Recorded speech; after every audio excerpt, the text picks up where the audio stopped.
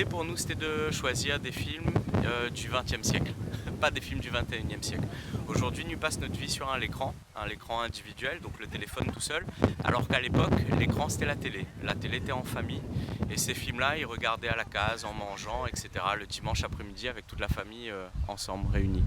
Et du coup nous a fait une sélection de films de cette époque-là qui portent un peu des messages et qui étaient un peu traditionnels dans le paysage de la Réunion. Par exemple, Bon, la brute et le truand, il rappelle un peu la tradition du western le dimanche après-midi. Par exemple, La fureur du dragon. On a une chaîne à La Réunion, elle a commencé à diffuser des films karaté, etc.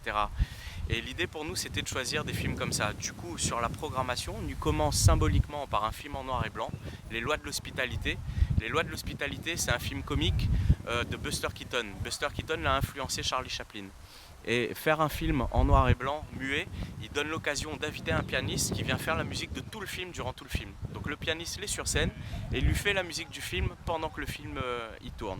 Le film qui vient après, c'est Le Bon, la brute et le truand. Nous voulons rentrer un peu direct dans l'histoire du cinéma, un peu de la Réunion. C'est pas un film réunionnais, mais il parle à tellement de Réunionnais.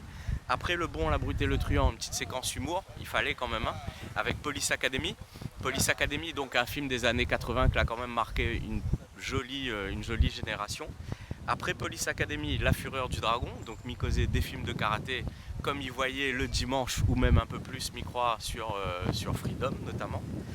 Ensuite, un film un peu plus récent, il marque un peu la transition, un film des années 2000, Billy Elliot, l'histoire d'un jeune danseur qui veut devenir danseur mais dans sa famille il est un peu compliqué, etc. Un film qui porte une jolie morale aussi sur un principe de tolérance. Et enfin, dernier film assez symbolique parce que c'est le film que l'a marqué toute une génération et qui lance un peu toute la mouvance des films de science-fiction, c'est E.T. de Steven Spielberg. E.T. film phénoménal, mais il pense que les jeunes aujourd'hui ils ont entendu parler d'E.T. mais pas tout le monde l'a forcément vu. Quand on regarde tous ces films, on connaît bien qu'en termes de rythmique, le cinéma l'a beaucoup changé. Aujourd'hui, les films, les très rapides.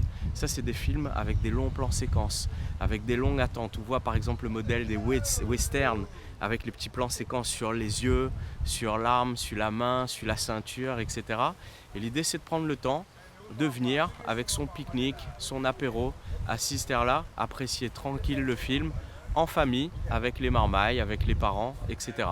Et c'est pour ça que nous avons fait une programmation comme ça, une programmation du XXe siècle en fait, pas du XXIe siècle, et qui porte un peu des messages forts.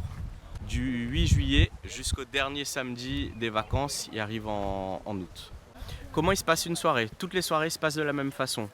On a l'accueil avec un petit food court, où on peut prendre une barbe à papa, des pop-corn, à manger, etc. Ensuite, on a le groupe de musique qui ouvre la soirée pendant une demi-heure à peu près. Un petit court-métrage pays, 2 à 3 minutes. On a suffisamment de réalisateurs locaux que l'a fait plein de jolis petits courts-métrages. Donc un petit court-métrage en lien avec le film.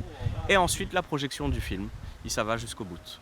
Toutes les soirées les construisent comme ça pendant tous les samedis des vacances, ici même à l'amphithéâtre de verdure du Chaudron.